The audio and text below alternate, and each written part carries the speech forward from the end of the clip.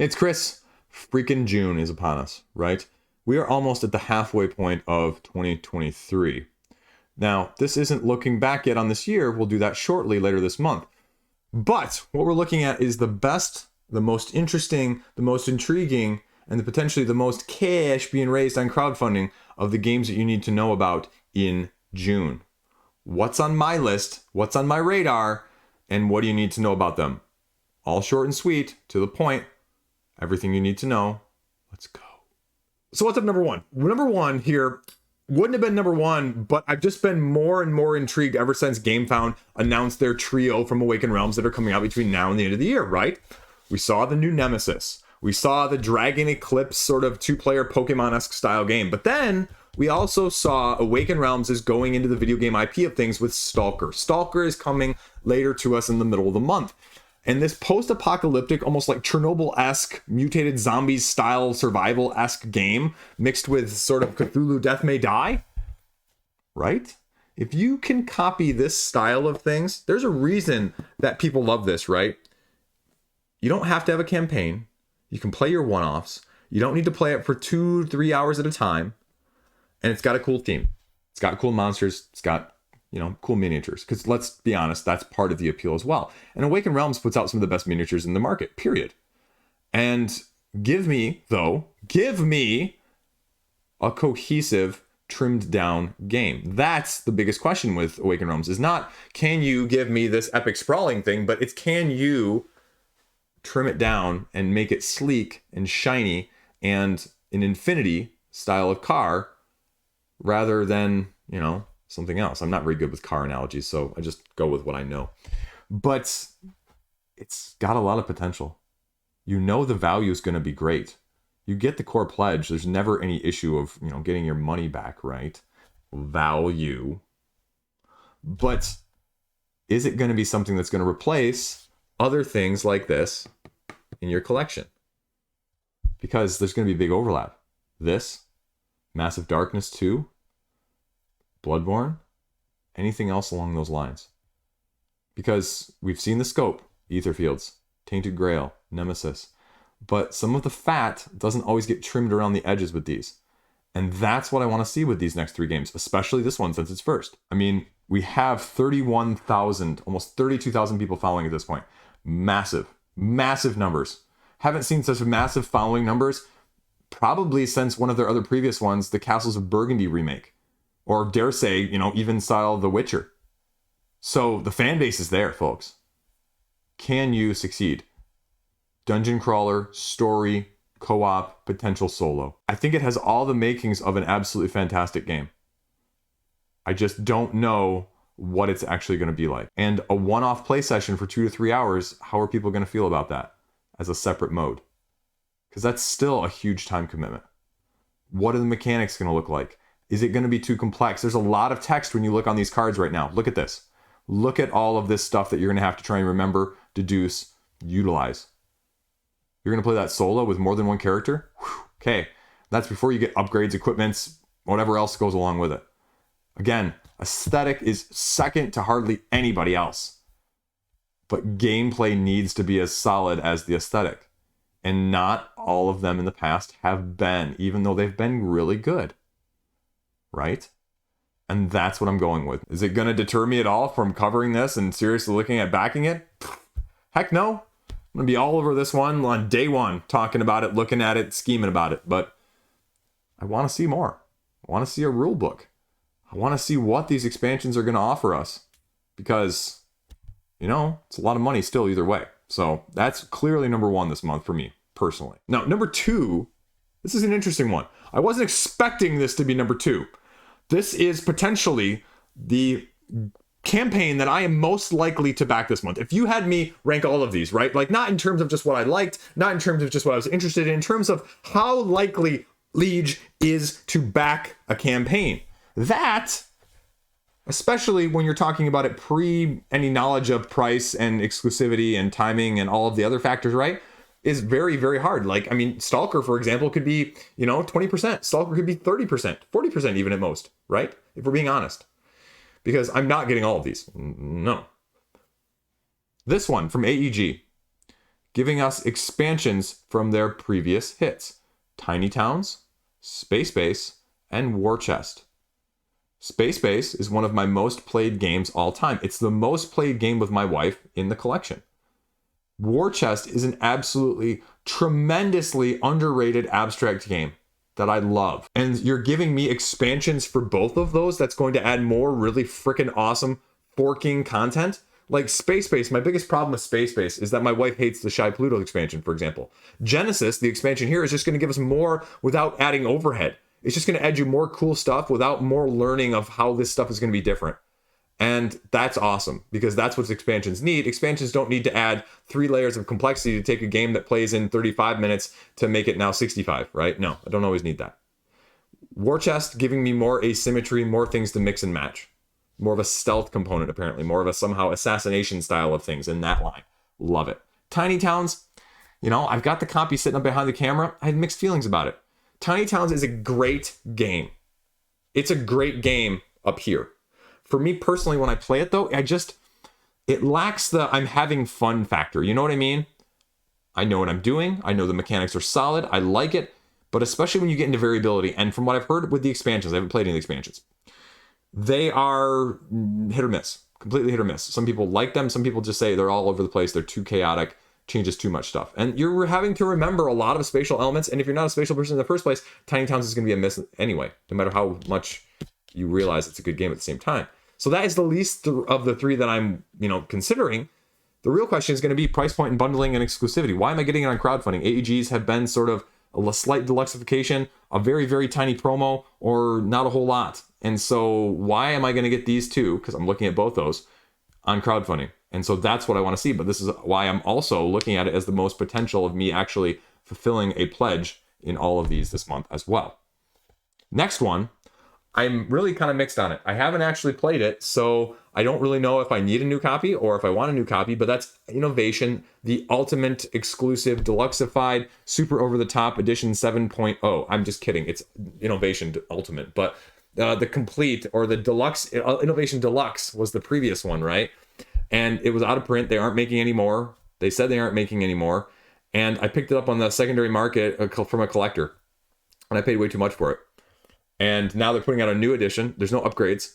And it's just going to be something there. So if you either want it, you either get it or you're, stuck with your old edition. And I don't know if I'm even going to like this game. I picked it up because it's been on my grail list for a while. But the card play, the combo system, the non-linear aspects of the play that everyone says it's really kind of hard to get into as a learning curve, it scares me a little bit. I'm a little trepidatious. It's a little too heavy for me and my wife to get down on a night and just play, for 30 to 60 minutes. And so if I can't do that with this, why would I buy a new edition? And it's over on BackerKit. I've had mixed feelings about BackerKit so far. The next one we're talking about is also on BackerKit, and that's a whole nother thing we need to talk about. But I could see myself going either way on it, but I really have to be enticed, and it's really going to have to be a game I love. So I'm going to be playing it between now and then to try and figure that out. Staying with that, though, we're staying at BackerKit, and we're having the Gloomhaven miniatures / RPG, and I think isn't Frosthaven reprint also in that one too, like just all combined, right? Probably the potential to be the biggest crowdfunding campaign of the year. Why is it so far down this list? Because the great thing about the price point, the entry point, the overhead of Gloom and Frosthaven is the lack of miniatures for me. I'll say it. It's the elephant in the room. It's not forking necessary. People are clamoring for it. Isaac can make some money off of it. Don't blame him. It's a heavy, hot property. People will buy it up ad nauseum. I don't blame them. I don't blame them for putting it out. RPG, I guess they're doing like a pre-stream sometime like in the next week or two with a bunch of people that had all these cool headshots on, social media. So I'm sure it's going to be looking cool from that aspect of things. But I have absolutely zero interest in it. It's tabletop adjacent. But, as someone who rails against deluxeifications all the time and elsewhere, the only thing I'm really glad about this is that it's completely separate, right? Completely superfluous. Sort of like when I give Awaken Realms kudos all the time about separating those out, the gameplay and the non-gameplay. Well, at least this is separated out too. So I give them a lot of kudos for doing that and not tying it in and making the price point for some of the other games incredibly high in the first place as a barrier to entry. So is it going to raise a ton of freaking metric money? Yeah, absolutely. Will I have any interest in it, backing it? Unless they change what I think we're getting. Not really. hard enough storage setup teardown as it is, and just add another element of things that is going to cost me an arm and a leg. I don't need that, and I'm okay with that. But if you're interested, go for it, because Isaac does not put out a substandard product either. So if you're going to back it, you know it's going to be well done, it's going to be well manufactured, and it's going to be worthwhile. So that is the least of your worries. The next one up, again, is going to be something slightly familiar, slightly different, but also slightly outside of my comfort zone. You'll see behind me right over there is Resist. Resist! Exclamation point. It's a solo game. It's one that 25th Century Games has been working in combination to put out on the market, and was raised on crowdfunding originally. And now the sequel follow-up sort of in the line of this, called Witchcraft, is going to be making its way to crowdfunding as well this month. And that's probably one of the best, hardest solo games I've ever played. Now, take that, with a big asterisk. Liege doesn't play a lot of solo games. But again, you can easily recognize quality. It's a great game. It's not for me at all. It's a great game. It's too hard. It's too puzzly.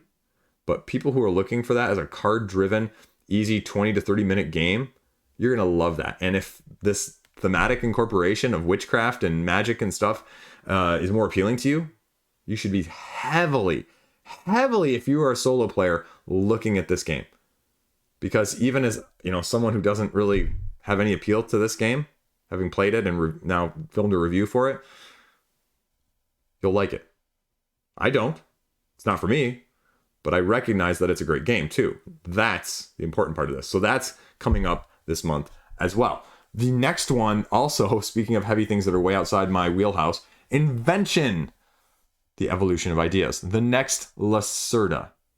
It's made its way. I think it was over on one of the heavy Secret Cabal, one of those guys. They were playing it, I think, recently. I'm sure before you play, we'll have a copy or a review up, or how to play sort of for the campaign as well. Eagle Griffin, those guys tend to work hand in hand, and they do a really good job on the heavy side of things.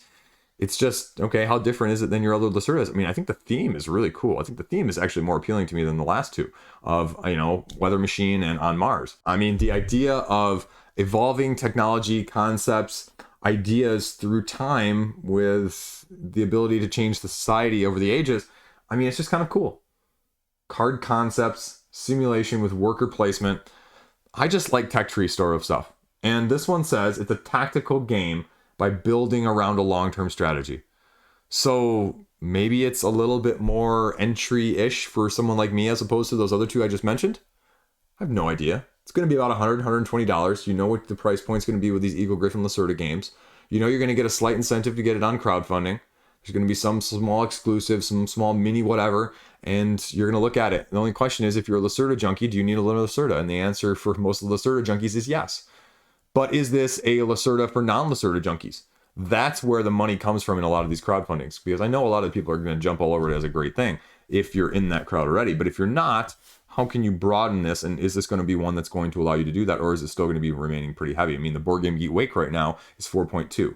That's a little bit above my pay grade punching belt, if you will. But I'm going to have my eye on it regardless, because one of these times, maybe one of these times, we'll see. Next up, we have another game that I was expecting to go a different way, but this is from This Way Games, launched in 2021. They launched their magnetic tile laying archaeological dig style of game in the form of Ice. And originally, they were supposed to be launching their next game, Founders, but Ice is still in the process of being delivered, so they're running another campaign over on GameFound to sort of sell the remaining copies in like a little under a week at the time of me filming this.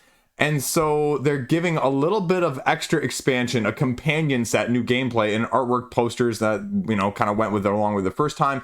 Yeah, but the new game, not there yet. Exploration, tactics, strategy, 5 superimposed levels, tile digging, archaeologically, mechanically, in an actual taking things down as you go different way. I think a lot of people are going to be on the fence about this one, especially if they don't have your first copies and your first time games around. I think it's going to leave a little bit of people wanting from that aspect as well. So we'll see when it goes.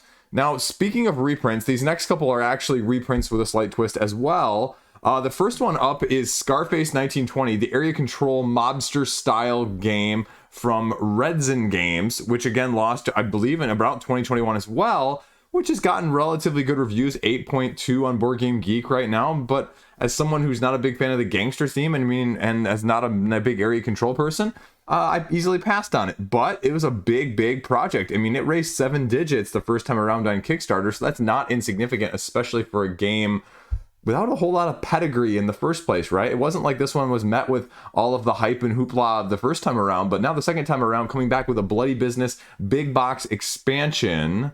Al Capone is going to be multiplying the narrative, essentially, is what they say. Now, what does that actually mean? Well, who knows? But they're also going to be offering a reprint of the original game. So, do you need more? Do you miss this one? It was a miniature-driven area control game, and we're going to see a couple different gangs that are going to be offered in this new box, and I'm assuming everything else from the first one. So, again, do you want it? Do you have enough area control? Do you have enough area control miniatures? Like, it's a niche thing, and so we'll see if its second time around is as good as the first time. Another one with a little twist here, Arena of the Contest, the Tanares Adventures, right, was just being in the process of delivering right now, and some people still don't have theirs, or they're getting theirs right now, and they've announced that there is going to be another pledge campaign this month for the Ultimate. Now, they say in the forums, a couple people are disgruntled, saying, you know what, you're delivering this to us and you're turning around on the eve of delivery and saying there's already an upgraded, better product, although they mention in the forum comments that it is all pretty much aesthetic tweaks and optimization for quality of life, big box, that sort of thing. No mention of new gameplay content as far as I can dig through the comments. You know, so Arena of the Contest, one of the truest PvP, PvE that had a little bit more to begin with a couple years ago, that sort of, again, have a lot of other people branching off from what they've done subsequently.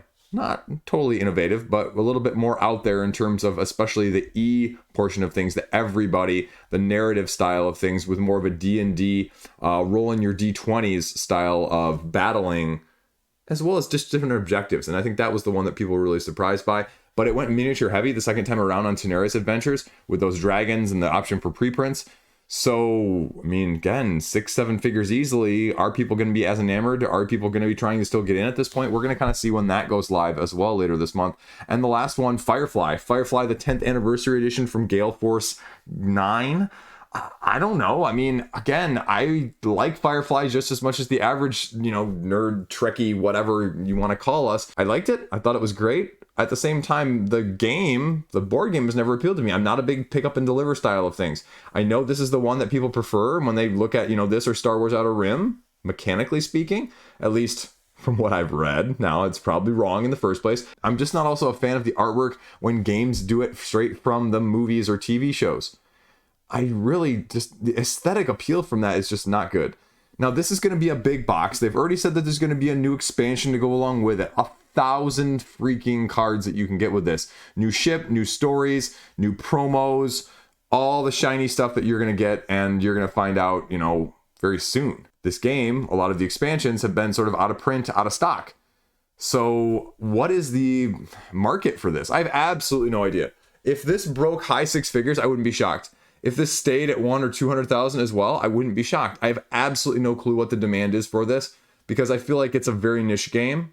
But are you going to have people going in on it since they weren't able to go on it previously? I've seen a couple on sale, so I know people know that it's coming out as well. So it'll be an interesting test in addition to that. So there you go. Those are the big names that I know of now in June. What fixes your fancy? What are you looking forward to? Update, wasn't able to get that S.T.A.L.K.E.R thing. They said, man, you're too late by a couple weeks. I'm like, yep, that's my MO. That is my MO right there. Always late to the party on the board game hobby scene, it feels like. I love it, though. I love talking about them, though. So anyway, in which form I can talk about them, it's going to happen regardless. So, yeah, it's going to be a good month. I'm really excited about this. So that's all I got. Stay classy. Have a great freaking fantastic day. What are you interested in June? Retail? Crowdfunding? Retail one soon. We'll cover that. I've skipped a couple months, so maybe we'll do a little bit of a combinatorial system here with the May, April, and June's months of retail. So I know I just said those out of order because that's how my brain's going right now. That's all I got. Before I ramble on and make a more fool of myself here at the end. See, I did it again right there. I'm done. Peace out.